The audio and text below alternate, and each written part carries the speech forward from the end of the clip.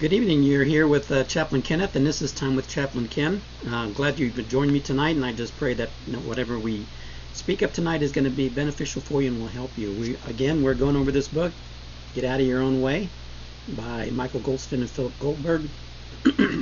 It's a book about self-defeating behaviors and the way we get in our own way, and what we do that kind of sabotages whatever we're trying to do. So we've already gone over 2 chapters in the introduction, and we're on chapter 3 tonight. And this chapter is about procrastinating, a big self-defeating behavior. How many of you guys have experienced this for yourself? If you're not raising your hand, you're not being truthful. We have often put things off because, we really just don't want to do it. But this guy says that he was at a seminar, and he asked 500 men and women to raise their hands if they procrastinated. Almost 90% did.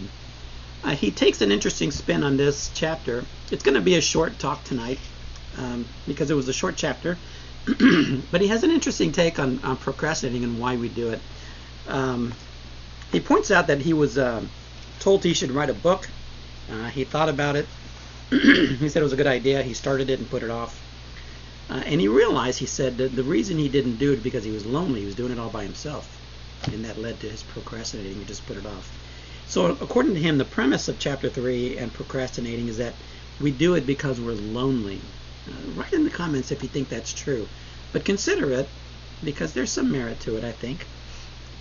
Personally, I don't think it's the only reason. There are other reasons why. And he mentions that as well in the book. But he comes back to the idea that it is because he was lonely. And loneliness often leads to procrastination. He says there's reasons. Other reasons of self-doubt, boredom, fear of failure, not being ready, not feeling that you're ready, not feeling that you're going to be successful. And he posits that doing this all alone without any help is really what it is that keeps people from doing anything, because you have to work through all of that stuff. He says it like this. He says that just imagine a child who's trying to learn how to walk. And as they're walking, if their parents are there saying, come on, you remember with your kid, you can do it, come on. They'll get the courage to be able to go into that place where it's unknown. And so they don't put it off. They're encouraged by the participation of the parents in their lives. But if they're alone and they get up and they're shaky and they're looking around and nobody's there to encourage them, they'll fall down and they'll just go to crawling. That's what he suggests. And I guess you can probably say that to some children that are out there. That's probably could be part of the reason why. Again, for me, just the loneliness part. I'm kind of struggling with it. I'm still milling through it. I'm giving it some merit because there may be that element in there. He says that an adult who pursues a task and is triggered by those emotions of being a child and not having that encouragement, they resurface, and then he begins to put things off. And so sometimes, there's some truth to that. There's some old junk that's there from childhood where we weren't encouraged as a youth, and we kind of said, forget it, I ain't doing it. And so as an adult, we do the same thing. We don't find the encouragement that's there. We can find those old feelings coming back up, and then we just put things off. I agree. I can agree with that. Old junk getting in the way. I can identify with this guy. I'm writing I haven't shared this with you, but I started a book, a devotional book for addicts and alcoholics. 12-step devotional book from the Bible. It's a spiritual book. I think I've got like a third of the year done. It's a day by day, an each day kind of thing where there's a message, there's some counsel, and there's some encouragement for those that are in addiction to connect with the spirituality that can help them stay in recovery. I've been working on that. I kind of put it off. Is it because I'm lonely? Is it because, man, it's a lot of work? Or I'm tired when I get home? Because I work alone quite a bit. I'm a hospice chaplain, and so I'm out on the road alone. I visit with my patients, and I take care of them, minister to them, and I get home.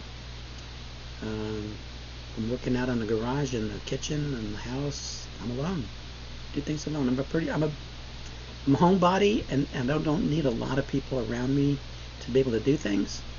I don't know, but for some reason, the book has been put on the back burner. I haven't touched it in a while. Every time I think about it, I think about doing it. And so the guy says, if you're lonely, that's probably the reason why you're not getting your stuff done. So I'm still thinking and considering if that's true in my case. Is it because I'm have to do it all alone? He suggests that in order to get through this, you have to find somebody that you can be hold you accountable. Because a procrastinator becomes an activator with somebody that can hold them accountable, somebody that they can collaborate with. In AA, you try to work the steps alone, all by yourself, not going to be successful. This is why they say that you need to find a sponsor, somebody that you have to call in the mornings and say, hey, it's me. They start their day off together with encouragement. If they have struggles, they call the sponsor before they go take another drink. They call their sponsor before they go, wait at the spot. They call their sponsors before they do what they think they want to do. And so that way, with that kind of accountability, they come together as a group, helping each other out, holding each other accountable. If you've ever been to an AA meeting and you can hear the way they hold each other accountable, boy, it's a beautiful thing to watch all those healthy drug addicts work in a good program. It is amazing. My hats off to those guys, because they're willing to say, yeah, I'm a drug addict, and yeah, I'll be your sponsor, and then call you out on your junk. Man, they're really good. They're really good ones, and they can hold your feet to the flame because they've been there. And if you try to schmooze them, or you try to lie to them, you can't. They've been there. They've already done that 100 times more. So they're better at it than you are. So they know. They can see it, and they can hold you accountable. When they hold each other accountable, if you're open to that kind of thing, then they really find some good recovery. So he suggests that. And he says that if you find that you're procrastinating about something, consider that you're lonely and maybe you need somebody else to help you in that endeavor, to get you out of that mode of procrastination. So he says in procrastinating, in the last page, we procrastinate not because we're lazy, but because we're lonely. So think about that. It's not because you're lazy. I want to finish my book. I'm not lazy. But is it loneliness? I'll have to let you know when I finish it. So in taking action, he says, stop wasting more time putting yourself down for procrastinating. Everybody does it. Let me normalize it for you here. Everybody does it. There's just nothing wrong with you. You're a human being, just like me. So there's nothing wrong with you because you're procrastinating. Stop setting yourself up for saying next time it's going to be different. Because next time comes and there's always a next time down the road. Trust me. Arrange to work with a partner, he says, or enlist the aid of a supportive friend, and check in with him or her when you're struggling to begin a task. So it's not only you get a partner and they're supposed to call you. No, you're supposed to call them as well. It's a joint effort. It's a collaboration. So you're co-laboring for this project. So you have to put in the work too. And you have to be honest enough to say, you know what, here I am, I'm procrastinating, and have the discipline enough to call that partner and say, yeah, I'm stuck, man. I'm wanting to go play on the computer or something. My son got a virtual reality game that he introduced me to Saturday night. Went over to his house, and boy, it was amazing. And, these games that they're coming out with, they're amazing. They can get you off track real easy. And we can put things up and find things to get us off track. He did it once before as well. And Halo, the first edition, the first game came out. I heard all this noise in his room. I went in his room, and he was playing this game. And at 3 o'clock in the morning, I'm going, I gotta get to work the next day. So we can get ourselves distracted quite easily in today's media. So so if you have a friend that you're asking to help, you've got to have the discipline to tell on yourself and say, I'm messing up, I'm getting off track, help me get back on track, and we can talk you off the ledge, so to speak. And then reciprocate by offering to help the friend with something he or she's going to do as well. So you kind of help each other out in those areas, and you find that that environment that encourages you, and so that you can continue on and keep doing the things that you want to do, and you can push through the initial reason that you're not doing it.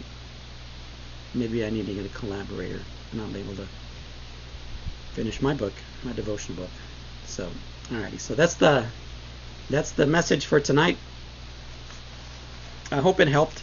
I hope you learned something. And yeah, if you have any questions or comments, if you don't agree with just being lonely, put a thought in the comment and let me know what you think.